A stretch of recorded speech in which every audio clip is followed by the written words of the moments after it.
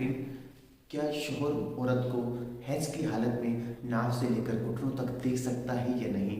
देखिए कि शोहर औरत को हैज़ की हालत में नाव से लेकर घुटनों तक अपने जिस्म के किसी भी हिस्से से नहीं छू सकता, ना ही हाथ से, ना ही किसी और जिस्म के हिस्से से। और अगर छुएगा भी तो इनके दरमियान इतना मोटा कपड़ा हाइल हो जिससे औरत के जिस्म की गर्मी महसूस ना हो। अगर इस तरह हाथ छोड़ता है तो फिर इसमें कोई मुज़ायका नहीं। और देखने का जो हुक्म है वो ये है कि औरत को हैज़ और निफास की हालत में शोहर नाव से लेकर घुटनों तक अगर देखेगा तो उस वक्त में इसके लिए ये ज़रूरी है कि अगर शहावत के साथ देखता है तो फिर वो नाजायज़ है, गुनाह है। और अगर जो है शहावत के बगैर देखता है तो फिर ऐसी सूरत में उसके लिए गुनाह नहीं है।